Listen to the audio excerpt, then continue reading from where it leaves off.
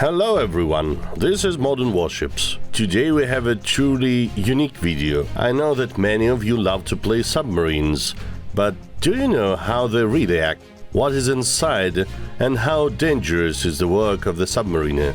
Thanks to Modern Warships, today you have the opportunity to visit a real submarine. I invite you to B396 Novosibirsky Komsomolets, Project 641B diesel submarine, located in Moscow. It was on duty in the 80s of the last century. The first compartment is Torpedo. The main armament of the ship is located here. 24 torpedoes are loaded through a special hatch, which is located next to one of the 3 escape hatches to the crew. The main armament is 6 torpedo tubes of 533mm caliber. They release torpedoes by compressed air. In the case of emergency, torpedo tubes can also be used for escaping the sub. More than 60 crew members worked on the submarine, and it was rather cramped, so many sailors slept on torpedoes directly, spreading their mattresses on the top of them. The second compartment is residential. Here are the cabins of the commander of the ship, the deputy commander, as well as the commanders of the combat units.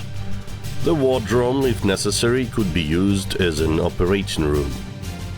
An officer's buffet with food from the caboose, an infirmary, an insulator and a latrine were located here. The third compartment is called the brain center of the ship. The main controls of the submarine are located here, as well as the means of detecting enemy ships. The control is carried out from a special console. The boatsman was sitting in the control levers. The navigator is engaged in laying the course of the ship. Unlike a surface ship, the submarine is controlled in 3 dimensions, and there are no windows on it, so that when submerged, the controls takes place only by instruments. The wheelhouse with portholes is used only on the surface position.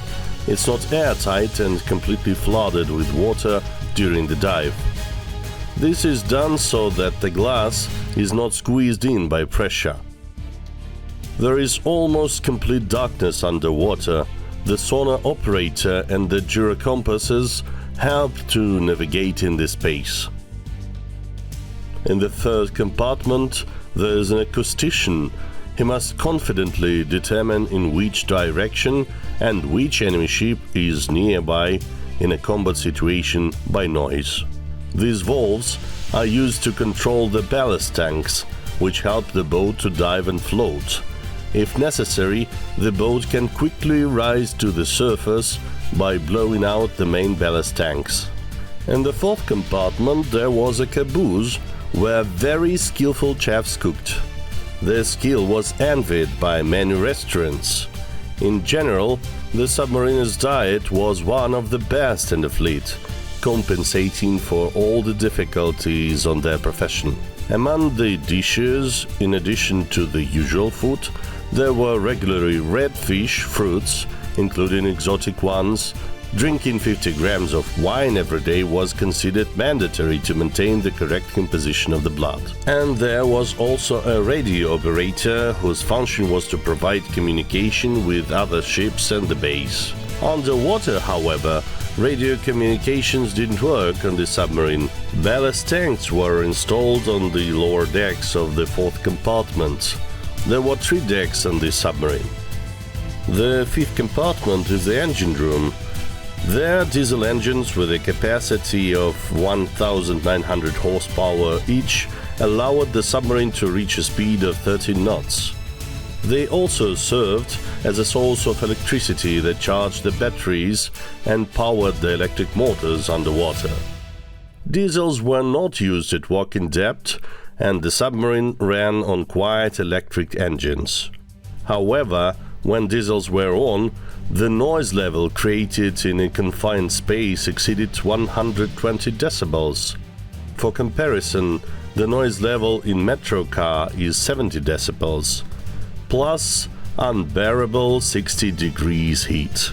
The average duration of the watch in the compartment with the engines running was only 15 minutes. The sixth compartment is given over to the power of electric motors. 3 engines had a combined power over 5,000 horsepower. Batteries were installed here, powering all the electricity in the submarine.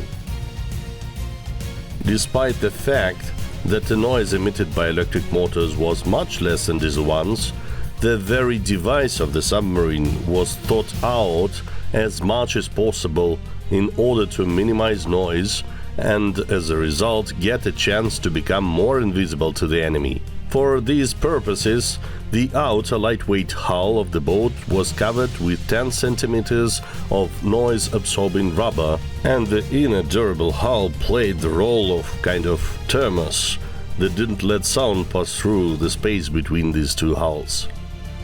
The compartment also housed a shower that used cold seawater. Crew washed once a week. Clothing of the submarines consisted of pure cotton.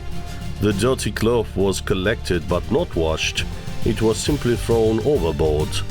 Cotton was completely dissolved in salty seawater in 4 days. The seventh compartment was residential. The submariners lay on special bunks and not on hammocks as in the surface fleet. In all compartments there were oxygen generators in case the air ran out. By chemistry, oxygen was released and sent to the compartment, but the generators themselves were very dangerous.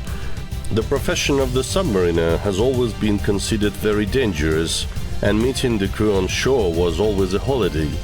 There was always a small roasted pig on the table. It is a tradition. Another tradition was initiation of the submariners. The sailor had to drink more than half a liter of outboard sea water without grimacing or spilling a drop. If something went wrong, the ceremony started over. So you see that being a submariner is a very hard work. And that's all for me. I hope you've enjoyed the tour. Like, subscribe to the channel, share this video with your friends, and most importantly, play modern warships. Good luck at the sea, commanders.